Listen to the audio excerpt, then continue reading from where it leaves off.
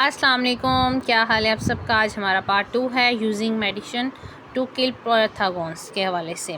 इस स्लाइड को हम इस तरह से देखेंगे कि डिफरेंट पैथोजेंस के लिए डिफरेंट मेडिसिन होती है। बैक्टीरियल इन्फेक्शन के लिए एंटीबायोटिक, कुछ स्पेसिफिक वायरल इन्फेक्शन के लिए एंटीवायरल मेडिसिन और वार्म इन्फेक्शन के लिए एंथीमेटिकल मेडिसिन यूज़ की जाती है। लेकिन यहाँ एक बहुत इंपॉर्टेंट पॉइंट है, हर इन्फेक्शन में मेडिसिन की ज़रूरत सेम नहीं होती और हर मेडिसिन हर पैथोजन के अगेंस्ट काम नहीं करती। फॉर एग्ज़ाम्पल देखिए, एंटीबायोटिक वायरस को ट्रीट नहीं करती। मेडिसिन को अननेसेसरी या इनकरेक्टली यूज़ करने से प्रॉब्लम भी हो सकती है। एंटीबायोटिक की को हम देखें ना, तो हम देख सकते हैं कि इसमें एंटीबायोटिक रेजिस्टेंट डिवॉल्व हो सकती है और मेडिसिन से साइड इफ़ेक्ट भी हो सकते हैं। इसलिए हमें मेडिसिन को अपनी मर्ज़ी से नहीं बल्कि प्रॉपर डाइजेशंस और क्वालिफाइड हेल्थ केयर प्रोफेशनल की गाइडेंस के अकॉर्डिंग यूज़ करना चाहिए।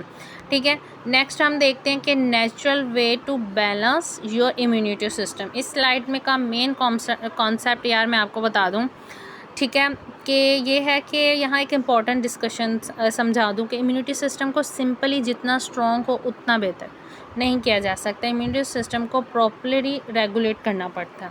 आप देखें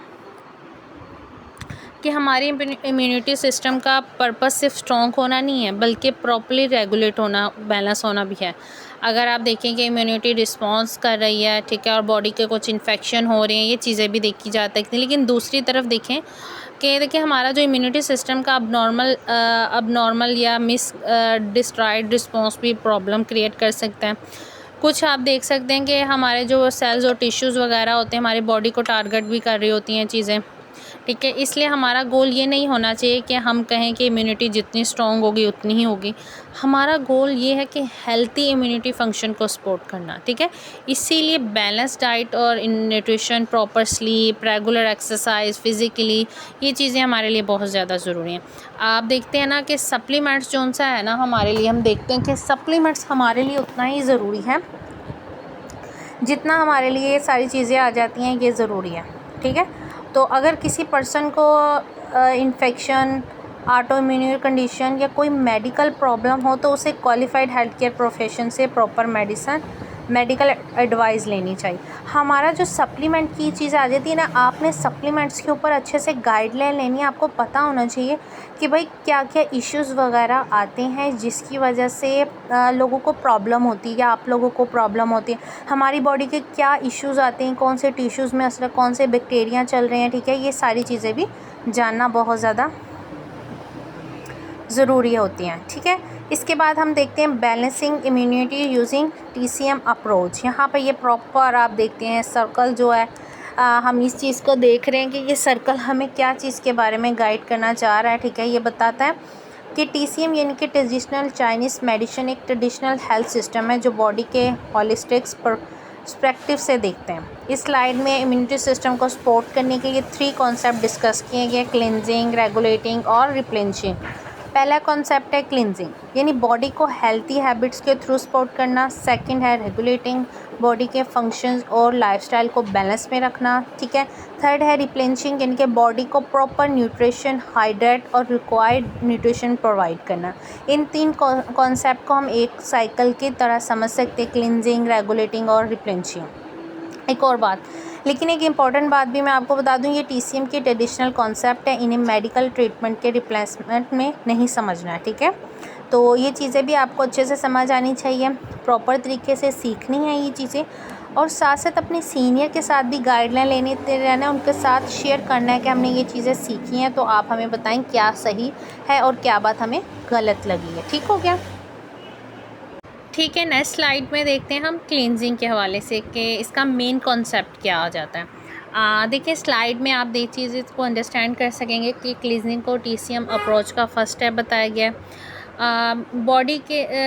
बॉडी से टॉक्सिन मटेरियल्स, वायरस और जर्म्स को रिमूव करने में हेल्प करता है। ट्रेनिंग में आप देखेंगे कि इसको हम अच्छे से समझें कि सप्लीमेंट्स को वायरस या जर्म्स को किसी सप्लीमेंट्स को वायरस या जर्म्स को बॉडी से क्लीन करने या इन्फेक्शन को क्योर करने वाला प्रोडक्ट कहना मेडिकली वो नहीं आता, ठीक है। लेकिन बॉडी के लीवर्स, किडनी, लंग्स और डाइजेस्टिव सिस्टम को नेचुरली वेस्ट प्रोडक्ट को प्रोसेस और एलिमिनेट करता है। ठीक है, देखते हैं हम यहाँ पर 2 प्रोडक्ट के बारे में बताया। वैसे तो देखिए हमारे क्लिनजिंग बहुत सारे प्रोडक्ट्स आ जाते हैं, लेकिन यहाँ पे सिर्फ 2 को एक्सप्लेन किया गया है, चीटोसन और सेल रेजुएशन। इस प्रोडक्ट को प्रेजेंट में क्लिनजिंग कैटेगरी में रखा गया है, लेकिन इन इन्फेक्शन ट्रीटमेंट, डायरेस्ट या वायरस के एलिमेंट करने पर भी देख सकते हैं हम। ठीक है, हमारी बॉडी से क्लिनजिंग करने के लिए ये सारे प्रोडक्ट्स जो होते हैं वो यूज़ किए जाते हैं। इसके बाद आ जाता है रेगुलेटिंग। ठीक है, हम रेगुलेटिंग सेकंड स्टेप बताया गया है। इसमें हम देखते हैं कि रेगुलेटिंग में सबसे पहले का सिंपल कॉन्सेप्ट ये है कि बॉडी के डिफरेंट फंक्शन को बैलेंस और सपोर्ट करना। इम्यूनिटी सिस्टम के केस में भी हमारा गोल सिर्फ इम्यूनिटी को स्ट्रॉन्ग बनाना नहीं, बल्कि हेल्दी इम्यूनिटी फंक्शन और प्रॉपर रेगुलेशन को सपोर्ट करना है।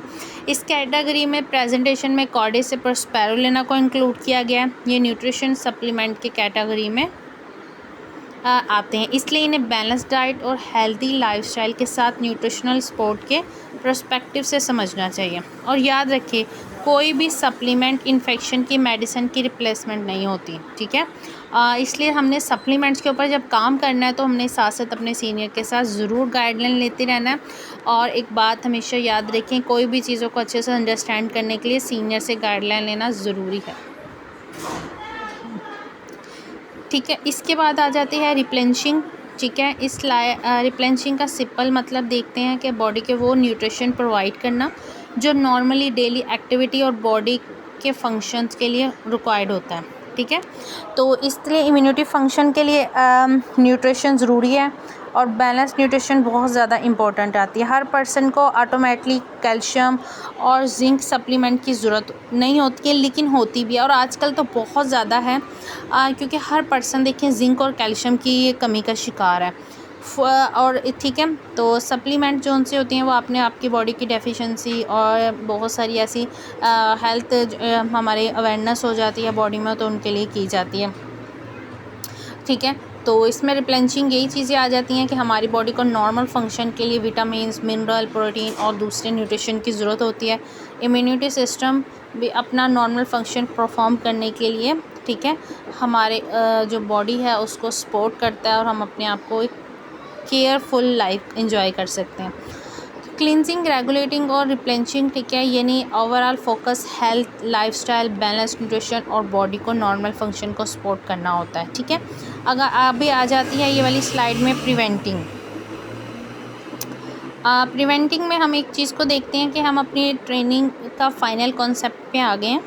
आज तक हमें 3 इंपॉर्टेंट कॉन्सेप्ट डिस्कस किए, ठीक है, अब तक क्लींजिंग, रेगुलेटिंग और रिप्लेनिशिंग। इन तीनों को हम ओवरऑल हेल्दी लाइफस्टाइल और न्यूट्रिशन सपोर्ट की फॉर्मवर्क के तौर पर समझ सकते हैं।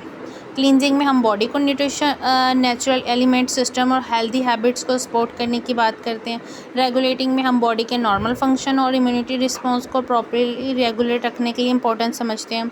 और रिप्लेनिशिंग में हम बैलेंस न्यूट्रिशन के थ्रू बॉडी को रिक्वायर्ड न्यूट्रिशन प्रोवाइड करने के लिए देखते हैं। इन सब को ओवरऑल हम देखें हेल्दी, वेलबींग और नॉर्मल इम्यूनिटी फंक्शन को भी सपोर्ट करते हैं। लेकिन इम्पॉर्टेंट बात एक चीज़ आती है कि सप्लीमेंट्स का यूज़ के साथ साथ आपको अपना प्रॉपर तरीके से अपनी सेहत का, हेल्थ का, ये सब चीज़ों का भी ख्याल रखना चाहिए। लाइफस्टाइल के साथ साथ प्रॉपर हाइजीन रिकमेंडेशन जो होती हैं ये ज़रूरी होती हैं। और हर पर्सन के लिए देखें रूल्स अलग होते हैं। हर पर्सन को अपना प्रॉपर तरीके से रिपोर्ट्स करवानी चाहिए, ट्रीटमेंट लेना चाहिए, देन उसके बाद ही वो इस चीज़ को देख सकता है। ठीक है, so prevention is always better than cure, और prevention is best approach. Healthy habits, awareness और प्रॉपर हेल्थ केयर का कम्बिनेशन है। ठीक हो गया, तो आज का हमारा जो ये टॉपिक था, ठीक है, तो ये कंप्लीट होता है इंशाल्लाह। और आप लोगों ने इसको अच्छे से समझना है, अच्छे से लिखना है। ठीक है, जहाँ जो चीज़ें आपको समझना है तो वो आप लोग मुझसे पूछ सकते हैं। फ़ी अमानिल्लाह, अपना ख्याल रखिएगा। अल्लाह हाफ़िज़।